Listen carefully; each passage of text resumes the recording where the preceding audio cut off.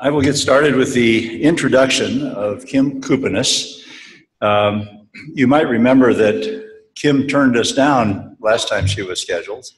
We had to cancel and come up with turned out she was invited to a private event at the United Nations for the launch of the Decade of Women.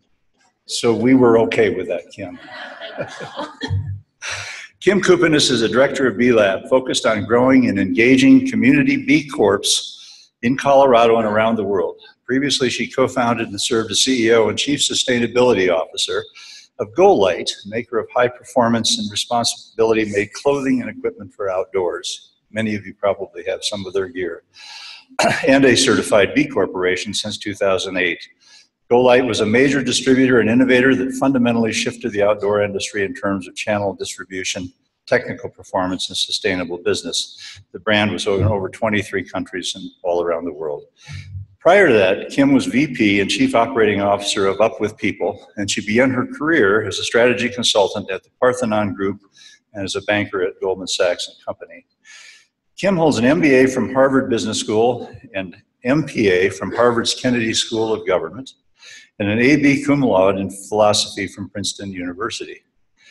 However, most important, she conducted graduate studies in philosophical theology at the University of Oxford's Pembroke College as a Rotary Foundation graduate fellow.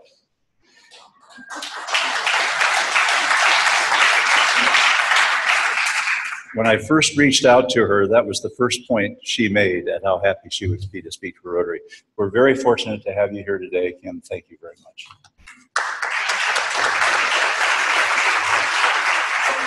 Can everyone hear me? The mic on?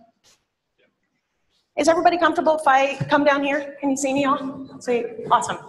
Paul, thank you so much for inviting me. I have known and loved Paul for more than a decade, and he is an incredible mentor and friend. He's been an amazing leader in terms of inspiring the next generation of business leaders coming out of the Deming Center at CU. So I'm so pleased and honored. Thank you, President Marty, for inviting me, and thanks all for allowing me to be here today. As usual, someone from the East Coast, I have way too many slides, so I may just skip past some slides to make sure that I leave room for questions and answers. It's so awesome to have so many friends here today. I'm seeing Alexia Parks and Nancy and Dan Scher, folks that I've known for a long time. I have a special place in my heart for Rotary. I came from a pretty rough background in a little town in New Jersey, and one of the things that enabled me to go to Princeton was a Rotary scholarship coming out of high school, and then to have a Rotary graduate fellowship coming out of Princeton to go to Oxford. I mean, I don't want to get too emotional, but Rotary and Rotarians really have a special place in my heart. While I was a Rotary Fellow, I probably spoke at about 30 Rotary clubs around England. And it was fun because not only was I kind of busy studying, but I would show up in these wonderful little communities throughout England, and we would always start with a toast to the Queen. So anyway, I'm here to share with you today information about what I consider the most exciting thing going on in business today. And I hope you will think that as well. And hopefully I'll leave a little bit of time at the end for questions and answers. How many of you in the room are familiar with what a B Corporation is? Fantastic, awesome, Alexia, of course. Any B Corporations in the room? Okay, well, hopefully a year from now that'll change. I think you all know, because you're all about values, you service above self. And by the way, that's something that is kind of filtered into my psyche throughout my career. Having spent so much time with Rotary early in my life, I think it really has enabled me to drive that back into the choices that I've made from a life standpoint, where I served and that kind of thing. But there's an amazing shift going on that's focused on harnessing the enormous power of business to fundamentally solve some social and environmental problems that I think we all familiar with, from income inequities to climate change. And there's companies around the world that are kind of driving this change. And the B Corporation movement and the group of companies that are involved in that are kind of on the vanguard of that work. B Lab, the organization that I'm privileged to be on the team of, serves this global movement of people that are using business as a force for good. Its vision is that one day all companies compete not just to be the best in the world, but the best for the world, that they take very good care directly of their key stakeholders, whether that's their employees, the community, or the environment that they impact. And that long term, we're going to achieve shared and durable prosperity for all. I loved seeing the value statement of Rotarians in the beginning because it's so aligned with what this group of companies is trying to achieve. So I think the B Corp movement is really in response to what can only be described as systems failure with regard to our economic system. Is it completely broken? No, but are there signs that there's some things that really need to shift? Yes. 80% of the world's forests are gone. Billion plus people don't have access to clean water. I know Rotarians do a lot to help on that front. We're well past the 350 parts per million in terms of carbon in the atmosphere. 8 men own as much wealth as 3.6 billion people, and on and on. You can imagine the scenario that's kind of led to this work. And at the same time, there's a new sensibility arising. 80% of global consumers agree that business has to play a role in fixing some of those problems. 88% of millennials feel that their job is more fulfilling when they have the opportunity to make positive impact. 86% believe it's important that their own employer is responsible to society and the environment.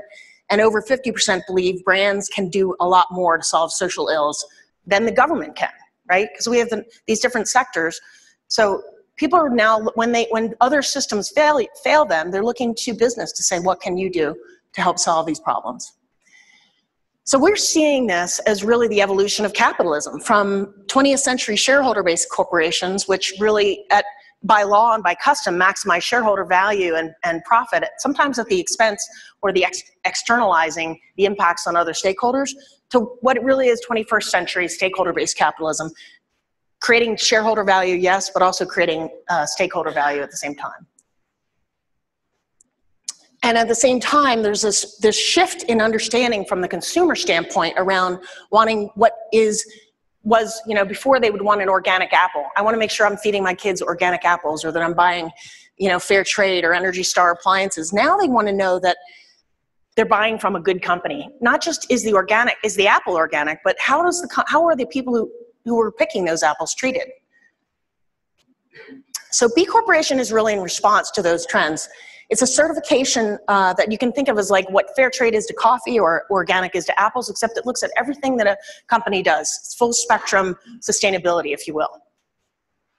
They're leaders of this global movement of people using business as a force for good, and they're meeting verified higher levels of social and environmental performance, transparency to their full set of stakeholders, and accountability to those stakeholders. This is an example of the impact report that you would see for a B Corporation on the bcorporation.net website if they're a certified B Corp. So it's an amazing community. There's over 2,500 globally, in over 60 countries, every sector imaginable, from sole proprietors up to, you know, $5 billion companies, from tech to textiles, from food to finance. It's really the representation of the full economy. But their unifying goal is that they choose proactively to use their business as a force for good. So this is just a few more examples of the kinds of companies that are in this community. Now, it's been about a decade that the B Corporation has existed, and it's been primarily the kind of realm of small to mid-sized enterprises because they're a little more nimble. They can choose this kind of level of performance. What's happening now is there's a lot of attention from the public markets, and these companies in the second row are wholly owned subsidiaries of large multinationals that have chosen B Corporation certification. And those are the parent companies, and a number of them, Unilever and Danone included, have made commitments to the markets to become certified B Corporations themselves. You can imagine the ripple effects that that's having. So I wanted to make one distinction, because you all are business people and you probably have heard of a benefit corporation or a public benefit corporation. They're related, but not the same thing. A certified B Corporation is a company that's met this social and environmental performance standard. A benefit corporation is a corporate form. You could, in Colorado as a company, incorporate yourself as a public benefit corporation. It also holds you to a higher standard in that you have a public statement of purpose, but you don't go through the certification. So there are companies that are both benefit corporations and certified B Corps. There are also certified B Corps, for example, LLCs that have not chosen to become a benefit corp. And the other is true as well. There are companies that are benefit corps but not certified B Corps. Come see me afterwards if that's still confusing. How are we doing on time? Good? Okay. Among the public benefit corporations, it's now passed in 36 states, actually. 3 countries. And I would argue, like similar to the LLC passage, it's going to pass quickly. Within the next 3 years, we'll have it available in all 50 states. There's now over 6,000 public benefit corps in the US, and over 1,000 of them are in Colorado. I'll skip the other aspects of that. So these are just some of the examples of the public benefit corporations. The largest public benefit corporation in the world happens to be based in Broomfield, Colorado. Danone North America, I think they're over 4 billion, is a public benefit corp and a certified B corporation. They're a wholly owned subsidiary of Danone Global, which is the yogurt company, basically, you'd know it as. I hope that's not me.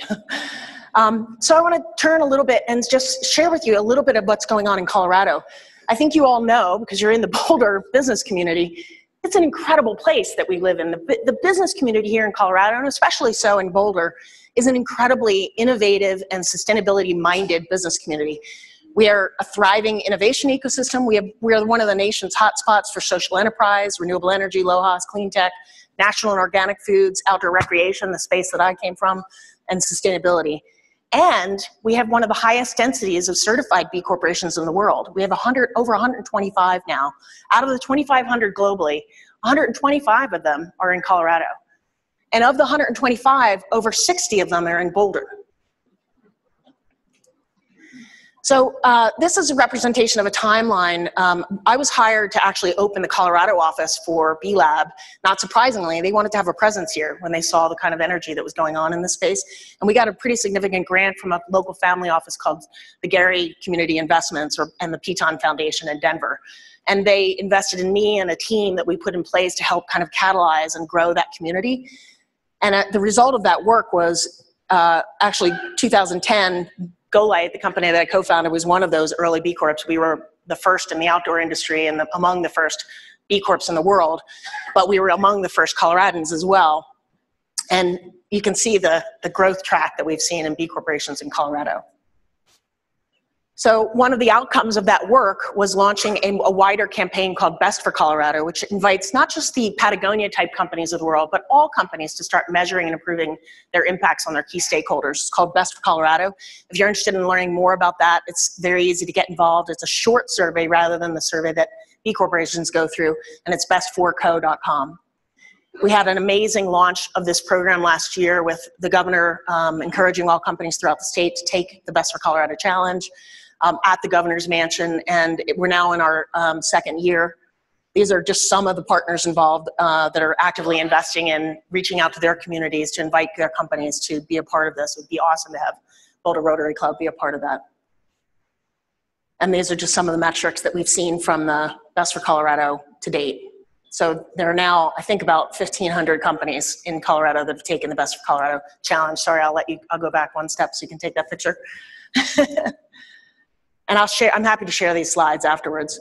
I'm going to skip through this. There's a lot of reasons that companies are choosing to become B corporations. I think it'd be best to skip through this because I want to make sure there's time for questions. And I want to show you a short video at the end so you can get a sense of what this community is like. The one thing I want to pause on is it's amazing to see the press and the attention. 10 minutes left? 10 minutes in? Okay. Thousands of articles written about these companies because people want to see companies that are actually doing good. We hear all the negative stories, right? But there's so many companies doing incredible work, including, I'm sure, the companies that you all represent. One of the articles that I love was a Fast Company article that came out last year, and it was called The 20 Moments That Mattered Over the Last 20 Years. And it included things like the Human Genome Project, Uber, the iPhone, and the B Corp movement. So I was like, oh, we're not doing too bad, I guess. I'm going to skip all this. The one thing that's really cool about B corporations is they show up in the marketplace together. Oh, stopped working here. They show up in end caps. That was the GoLight. I don't know if anyone remembers the front of the GoLight store, but we did a B Corp takeover of the front of the store on Pearl Street a couple years ago. But end caps and consumer campaigns that unify them. We also have huge involvement from the academic communities. There are over 200 universities around the world that are directly investing in mobilizing young leaders to learn the skills of what it means to be a socially and environmentally impactful company, including probably the top on that list is University of Colorado at Boulder. They have invested so much in mobilizing their impact catalyst teams to help companies get on the path towards a more sustainable business model. So any company can certify any legal structure and companies operating for a year or more. They meet this very high bar of performance to become a B Corp. They meet a legal requirement where they actually expand their fiduciary duty beyond just shareholders to say they will take into consideration other key stakeholders. And then they officially join the community by making a declaration, similar to the declaration that you say at the beginning. They declare that they care about their full set of stakeholders in their daily decision making. Oh. I'll skip through this, but if you're curious, it's free and online. The assessment that companies take, you're welcome to go there as a regular person or as a company, and you don't ever have to choose to become a B corporation, but it's a very rigorous assessment that looks at the full set of practices that a company has. And I'm going to end with a quick video. I think it's about 3 minutes long. This was created by B corporations in South America. Oh, got it? I don't think, oh, there we go.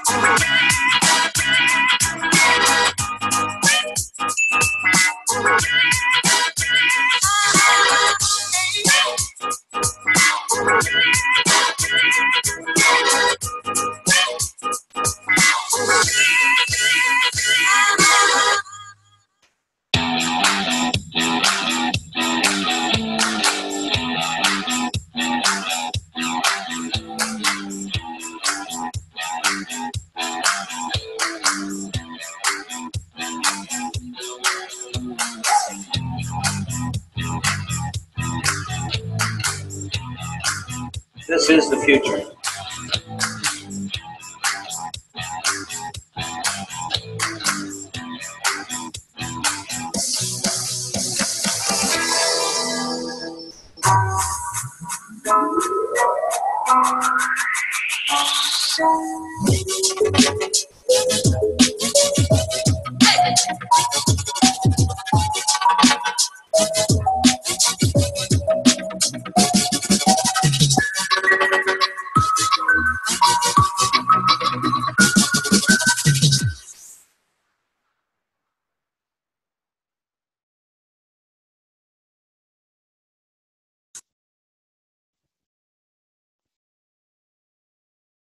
Thanks, Nathan. I usually have to do all of the tech myself, so it's really awesome to have someone running it. What questions do you all have? I think we have probably 5 or 10 minutes. Yeah? Yes, ma'am. Once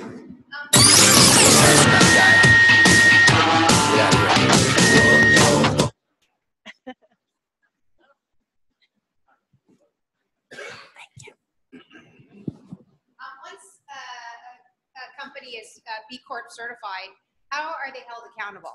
Yep, awesome question. So one level of accountability is always the consumers themselves. Sometimes companies get outed if there's practices that are out of sync with the values. But every B corporation has to recertify every 2 years, so they go through that same rigorous assessment every 2 years. They are verified. They go through a documentation process, because it's all self-reported, but then they go through a verification process. We have a team of standards analysts similar to other certifications where we basically look under the hood and verify what they say about themselves is true. They have to provide documentation to about 20% of the questions, mostly the important questions, compensation and that kind of thing. And that can include all kinds of, verifiable documentation. And then 10% of the community every year is audited. We send a team of people to go out to their location or wherever they are to verify their performance. Yep. And we do reserve the right. There have been a few decertifications if someone either committed fraud or that's usually it. Very few, though. Earlier, at one point in your presentation, you indicated that there's actually an additional legal requirement that, for corporations at least, that you have to assume a fiduciary responsibility beyond shareholders to the community. Yes. So I would assume that for existing publicly traded corporations, that makes it almost impossible for them to become B corporations. Yes, and actually pinpointed one of the big scale challenges that we're facing right now. What we are seeing is some very big leaders that are considering how to do that, and there's actually a group of multinationals, academics, think tanks that have come together called the Multinational and Public Markets Advisory Council. B-Lab's theory of change, and a lot of people in this space believe that one of the fundamental kind of operating system flaws within capitalism is this notion of shareholder primacy. And so that's why the legal change is a requirement for companies to become this highest level pinnacle company. We have seen Danone, 4 billion plus, has become a public benefit corporation, and we expect that Danone Corporate will as well, and they're working through all the legal machinations of that right now. We've had other instances where it's been challenging. Etsy and Warby Parker IPO'd and were certified B Corps, but they still had not met the legal, and they decertified because they couldn't get the support that they needed to do that. So it's kind of that transitional period. My guess is that one day this won't matter at all, but right now we're in that transitional period, and we think it's really important for all companies to meet a higher legal standard that expands their view around what their true role and purpose in society is. So companies have other ways to do it. LLCs, for example, sorry, this is legal mumbo jumbo. If you don't care about this, I apologize. But LLCs operate as a contract law, and so they have a lot more flexibility in terms of how they organize themselves, and so they just amend their operating agreement to say we consider all stakeholders in our decision making. Yeah. My question, I'm trying not to state any actual corporation, but let's say a larger corporation that maybe has some controversies around it, then wants to support a B corporation from within it to get, it's good press, it's outreach. How do you prevent greenwashing or companies abusing the B Corp? Yeah, that's a great question. We do have examples of multinationals. Multinationals have plenty of layers of not good things, including like some really good companies like Unilever and Danone, right? I'm sure there've been lawsuits and things that they do. But when they certify a wholly owned subsidiary, as a wholly owned subsidiary, they have some independence in how they operate, and they have to go through the same level of scrutiny and documentation and practice verification that all certified B corporations go through. So that's one thing. And then if there are instances of within that certified B corporation, so by the way, we can't hold a wholly owned subsidiary accountable if their operations are good, but their sister company within that large multinational is doing something bad. We're trying to say, what is the distinct entity that has control over itself doing? And can you verify that about yourself? And are you meeting highest best standard? So the other element of it is there's an independent body called the Standards Advisory Council. It's a global body that decides whether controversial companies can become a B corporation. For example, we don't certify cannabis companies yet because it's not a globally accepted practice. Even though it's legal in Colorado, it's not legal everywhere. And so if a company did something egregious and they were certified B corporation, they would go under review for potential decertification. Does that answer your question? Yes, sir. What is the strategic thinking, the outreach connection from B corporations to non-B, if any? Oh yeah, that's a great question. Yep. What is the relationship between certified B corporations and non-B corporations? How are they reaching out to them to bring them into the fold? It varies a lot. in Colorado, Best for Colorado was our mechanism to do that. We host a lot of events in Colorado. I think during my time just focusing on Colorado, I think we had about, I'm a little scared to say, about 200 events where we invited companies to come and learn about B Corporation and to hear the best, what are these practices that we're talking about, living wage and recycling and greenhouse gas mitigation, all that, all those practices.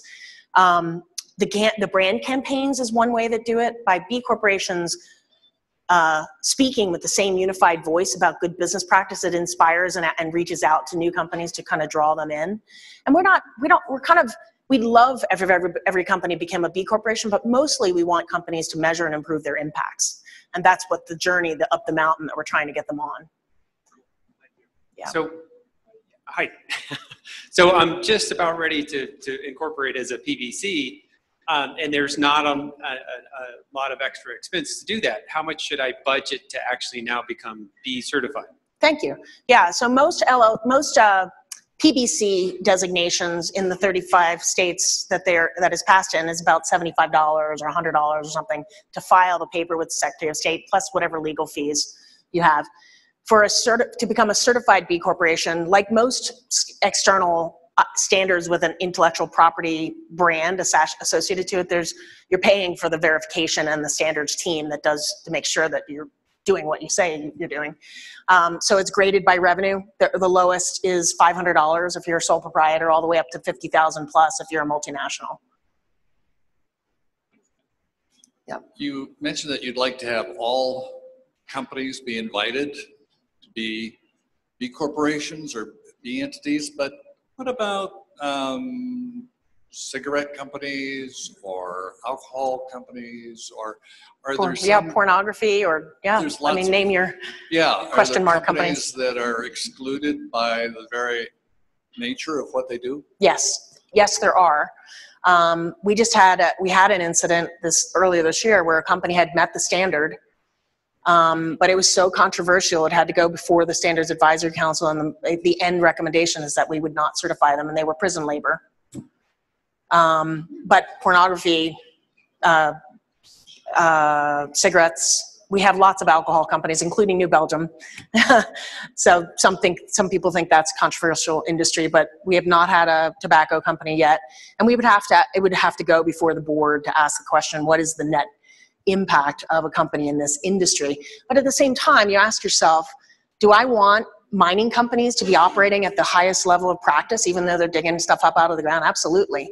So as I said, I think our most important objective is to get companies to start understanding where their impacts are and be better operators, whether they achieve B Corporation certification or not. We want them on the road to being good actors. One of the most damaging aspects of reputation of corporations, I believe, has to do with money and politics, that corporations are taking over much of the influence on our politics because of their financial contributions in Citizens United. And of course, Koch brothers gets a lot of criticism for that too. Does your work as a corporation address that issue, given the fact that that profit motive is so significant in terms of for-profit corporations? Yes, to some degree. There are elements of the assessment itself that ask, on a positive level, are you engaged at all in political debates? Do you contribute to, do you use the power of your voice as a brand? For example, the way that Patagonia weighed in on public lands issues. Regardless of your view, we see as engagement in the political sphere as a positive thing, but there's also a disclosure questionnaire at the end of the certification process, which makes you reveal things like lawsuits, anything that you do in terms of large political contributions. So I don't think we've faced yet a Koch brothers situation. I don't know if they'd consider becoming a B corporation. It would be interesting if they did. That's an awesome question, though. The other thing that B-Lab has been doing, a lot of the reasons that we have now that law passed in 35 states is because B-Lab has been driving that and working with local coalitions. In Colorado, I was one of the lobbyists as a company CEO that showed up on our Capitol to ask for this form. And it took a while. It took about 4 years to get through in Colorado. But we do all kinds, B-Lab's doing all kinds of efforts behind the scenes to make it easier for companies to act this way. The ERISA guidelines that was referenced in one of the slides was the ERISA guidelines make it difficult for institutional investors to invest in companies that have broader stakeholder views like PBCs. And we had those ERISA guidelines modified to enable that flow of capital to flow more freely to those companies. Does that answer your question? Most people actually don't own stocks. Empowering some of those people and a stronger voice in our politics. I think a lot of people feel disappointed that there's so much, that money plays such a major role in influence our Yep. Yep. I think one interesting side note is Ben & Jerry's is a certified B Corporation, and Ben Cohen has been actively working the last 5 years to stamp out money in politics. And he actually, legally, by the way, I didn't realize this, they say that you can't deface a dollar bill, but he has verified that it's legal. He's been having people put a stamp on the dollar saying stamp out money in politics. You should check it out. It's a very interesting campaign, talking about engagement in public sphere. Yes? Have you seen any change in the salary structure from top to bottom in a B corporation, multinational versus a non, in terms of the disparity between the top level and the workers in the companies? Yes. So most companies that go through the certification end up changing something about their compensation structure, and usually it's some sort of a leveling, especially among the smaller companies, of the lowest paid employee to the highest paid employee. Most often what happens is they raise the floor to a living wage or better. I don't know what the impact has been at the multinational level yet in terms of highest paid, but the certification itself looks across all of those elements that you saw in the slide. And you don't have to be perfect on any one of them, but you have to make the bar. It's a 200-point scale. You have to make 80, which sounds not very hard, but it's really hard to get to 80. Most companies that are already sustainability minded come in at 30 when they take it the first time. Kim, thank you for your time. Speaking on behalf of the club here, I think it's fascinating and it certainly fits right in with what we're all about, right? And just to Peter's last question there, and point that you made briefly on one of your slides that I've found very interesting about the B Corp is that while corporate social responsibility and a lot of these things have been going on for a long time, people don't tend to do them just to make their company more financially successful. But the companies that are doing this tend to be more financially successful. Yes. And so I think it's a nuance that's pretty cool, really. You know, do the right thing and it comes around. So yes. On behalf of the club, thank you very much again. And in your name, we're going to donate 100 doses of the vaccination to help us and the polio fund eradicate polio. Thank you.